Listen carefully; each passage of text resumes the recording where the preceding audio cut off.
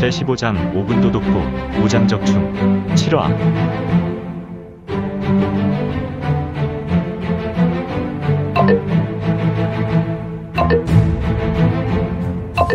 구독과 좋아요, 알림 설정 부탁드립니다.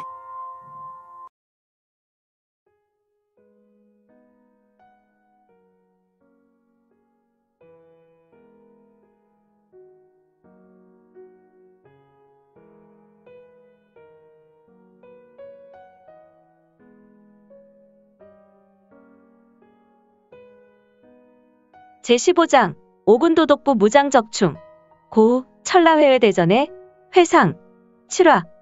밖에는 세차게 비가 오고 있었고 날은 심하게 굳어 있었다. 동굴 입구의 세 사람은 동굴 안에서 들려오는 휘파람 소리에 화들짝 놀랐으며 이들은 급히 일어나 어깨에 교차에 맨 돌을 우스로 빼들었는데 휘 비리비리 빌리리 휘 비리비리 빌리리. 조장이란 자는 어두운 골 안쪽을 노려보았는데 그의 손은 돌을 굳게 잡고 힘을 주었으며 일촉즉발. 여차하면 위험의 요소를 발견 즉시 보법을 밟고 튀어나가려 했다. 조장. 쉿, 버구는 조용히. 적이면 내가 우선 천중가름의 수로 튀어나갈 것이고 그대들은 좌우 삼재진으로 적에게 응수하자. 네. 수잇. 휘 비리비리 빌리리 휘 비리비리 빌리리. 휘파람의 소리는 매우 가까워지고 있었다. 휘파람 소리가 가까워질수록 세 사람은 하나같이 손에 힘이 들어갔고 그들은 몸에서 진기를 급하게 돌리고 있었으니 휘 비리비리 빌리리 휘 비리비리 빌리리. 저벅. 어두운 골 안에서 한 사람이 천천히 걸어 나왔는데 이 자는 키가 상당히 큰 사람으로 일반인의 머리 하나 정도 더 큰 키를 가지고 있는 자였고 물론 어두운 안쪽 골에서 걸어 나왔기 때문에 그의 신형은 흐릿했으며 그는 어두운 검은색 무복을 입은 자로 적인지 아군인지 잘 파악되지 않았다. 저벅. 드디어 온전히 살아있는 자들을 보는군. 그대는 누구? 나는 그대들과 접촉하게 되는 방수요. 방수? 그렇다면 혹시 그대와 같이 온 자들은 굴 안에서 몸을 숨기고 있었던 것이요? 우선은 장덕우라는 자가 상대의 정체를 물었고 이를 확인하기 위해 조장이 나서면 물었다. 아니요. 네? 무엇이 아니란 말이요? 나는 홀로 나왔어.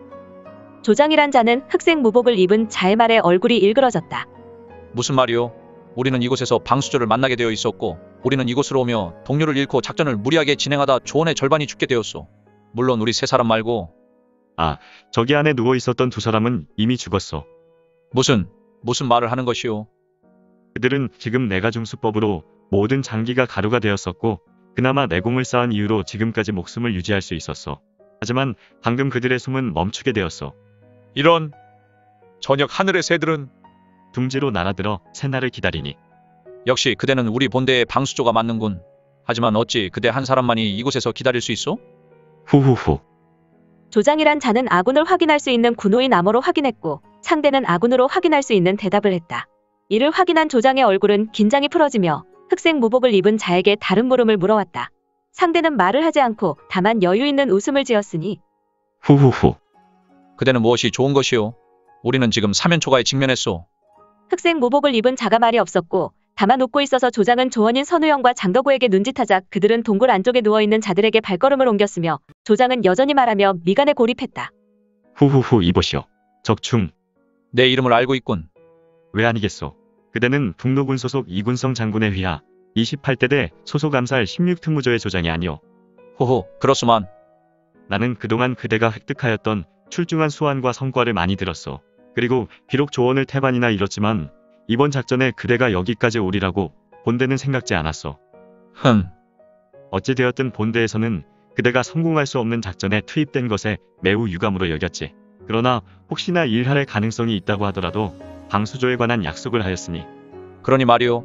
어찌 되었든 우리는 여기까지 도착했고 본대는 우리에게 활로를 약속했소. 그리고 저기를 보시오. 조장의 손은 동굴 입구 한쪽에 꽂혀있는 대나무를 가리켰고 번쩍 우르르 쾅쾅쾅쾅. 하늘에서는 번개가 장렬했고 이어서 천둥 소리가 천하에 울렸는데 조장이 가리킨 대나무에는 적장의 수급이 달려있었다. 그것은 하늘의 번개 불빛으로 매우 기괴한 모습이 흑색 무복을 입은 자의 눈에 들어왔다. 후후후. 그동안 우리 군사의 목을 치고 코와 귀를 잘랐던 장수가 맞는군. 그렇소. 우리는 해냈지. 그런데 어찌 혼자요?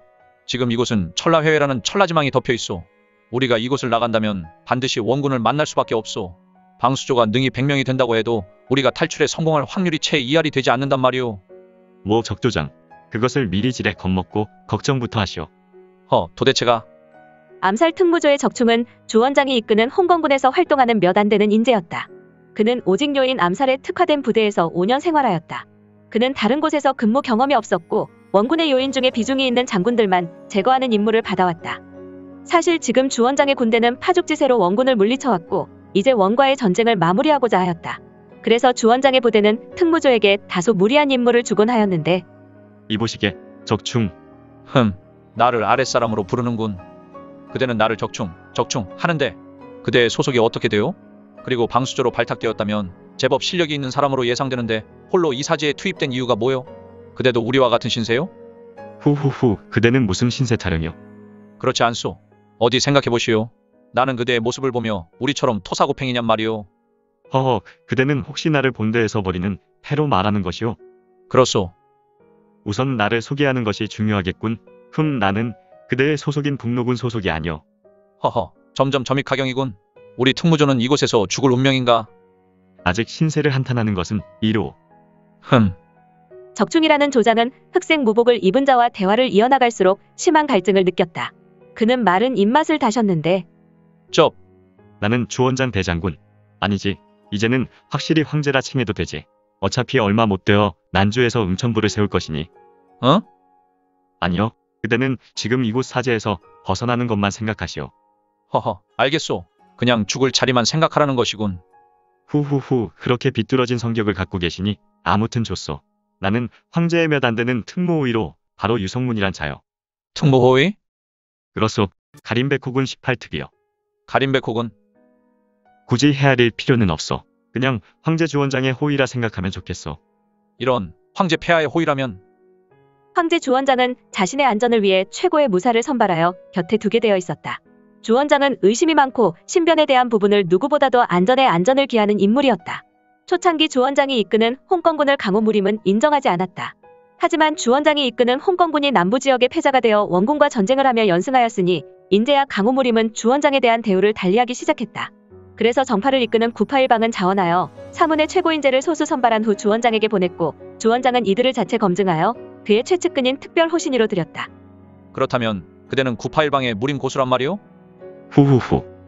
흑의 무사 유성문은 자신의 검을 어깨에 걸친 후에 다만 천천히 웃음을 흘리고 있었으니